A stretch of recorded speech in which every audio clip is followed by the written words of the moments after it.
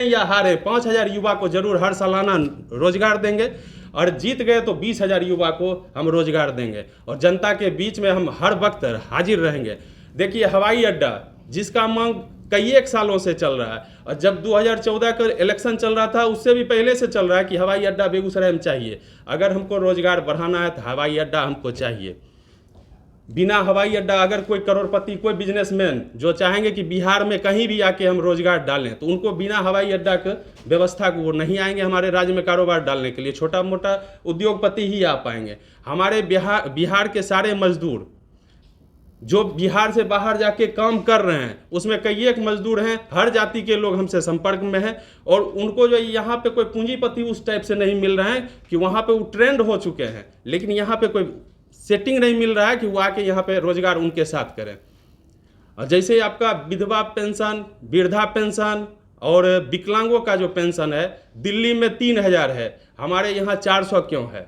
इतना अंतर क्यों? एक देश दो नियम, हमारे राज्य में कुछ चल रहा है, वहाँ पे कुछ चल रहा है, ऐसा क्यों चल रहा है? कांवड़ झील का विस्तारीकरण कई एक साल से चल रहा है कि हम लोग करेंगे करेंगे करेंगे, स्थिति वही रह जाता है, चेंजिंग कुछ नहीं हो पाता है। आपका ओवर ब्रिज जो है, अपने ज़िला में लगभग 10 से ऊपर ओवर ब्रिज का मांग है, जिसमें आप यहाँ तिलरत से लेके चलिए, तिलरत रैक पॉइंट पर 5 मिनट के लिए अगर ट्रेन का फाटक गिरता है तो 5 मिनट में 100-200 आदमी खड़ा हो जाते हैं दोनों साइड से। आपका बरौनी जाते हैं तो उस जंक्शन के पास 5 मिनट के लिए गिरता है तो शायद 300-400 आदमी वहाँ पुरने लगते हैं। बरौनी से तेघड़ा जाने के पास बीहट में जो हाट लग रहा है, हाट में सब लोग कह रहे हैं कि हाट को एक शिफ्ट किया जाए, एक सही जगह दिया जाए, वो जगह व्यवस्था नहीं हो पाता और NH पर जाम लगा हुआ रह जाता है। फ्लाईओवर जो भी बन रहा है वो बार बार जो है इतना विलम्ब चल रहा है। सामहो पुल जो है, सामहो के वासी कई एक साल से उम्मीद लगाए हुए हैं कि ये सरकार आएगा तो बना देगा, वो सरकार आएगा तो बना देगा, और उस उम्मीद पे हर सरकार आते हैं और बार बार वादा करके कि हम आपको ये पुल बना देंगे, पूरे सामहो से वोट लेते हैं, लेकिन बाद में जो है उनका अभी तक सिर्फ सुने हैं सैंक्शन हुआ है। अब सैंक्शन हुआ है, कितना दिन में बनेगा, तो हमको लगता है उस नाम से एक उम्मीदवार अपना ज़िंदगी भर वोट ले लेंगे, लेकिन उनसे पुल नहीं बन पाता है। एक मजदूर जो हम लोग के यहाँ काम करता है, तो एक विधायक हो, सांसद हो या कोई भी व्यक्ति हो, उस मजदूर से हम लोग 8-9 बजे वो मजदूर आएगा, 5 बजे शाम तक काम करवाते हैं। तो जब वो मजदूर आपको वोट दिया है, जब वो उतना देर खट के आपको वोट दिया है, तो उसके लिए आपको 8-10 घंटा खटना पड़ेगा। लेकिन यहाँ पे जैसे सत्ता में आते हैं आदमी, मौज में आ जाते हैं, और हम जो भी बोल रहे हैं वो दिल से बोल रहे हैं। हमारे बारे में जिनको जो पता होगा या नहीं भी होगा तो पता कर सकते हैं। हम जो भी करते हैं किन्हीं के साथ, मेरा पर्सनली किसी से कोई ना दुश्मनी है ना वैर है, और ना हम किसी पार्टी का विरोध करेंगे, लेकिन हमको बिहार का विकास चाहिए, और विकास के लिए जो संभव हो वो करने के लिए हम रेडी हैं। बेगूसराय की जनता और देश की जनता सबको प्रणाम।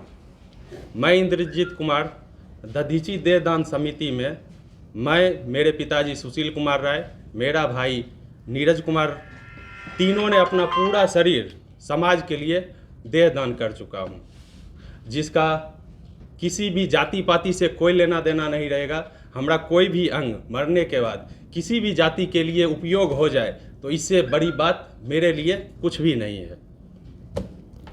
हम लोग आते हैं रोजगार पर।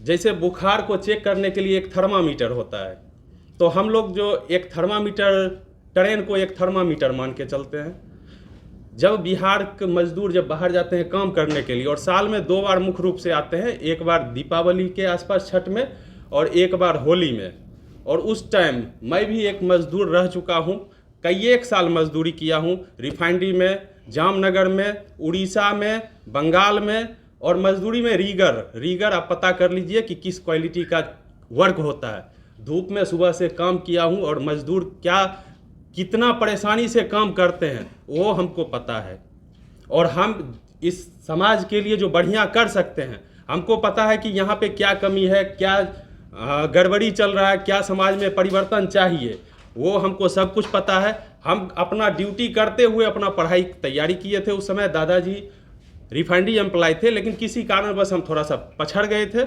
जिसके कारण हम घूम घूम के कई एक राज्य में ड्यूटी किए, और जब आने की बारी आती थी तो जिस तरह से बोरा बक्कू में कोच के आलू प्याज टमाटर को लाया जाएगा, उस तरह से ट्रेन में हम लोग कोच के आते थे। जब खुशी होती थी कि घर जाना है, लेकिन घर आने से पहले परेशानी ये होता था कि अब ट्रेन पर जब आने के लिए जब वहाँ पे खड़ा हो जाते थे तो पता चलता था कि इसमें हम घुस पाएंगे कि नहीं, और वो छटपटाहट लगा हुआ रहता था। और यही थर्मामीटर है कि जिस समय मेरे राज्य में ये 2 त्योहारों में भीड़ भाड़ कम हो जाएगा ट्रेन में, तो उद्योग धंधा हम समझेंगे मेरे राज्य में अब पूरा बढ़िया से चल रहा है।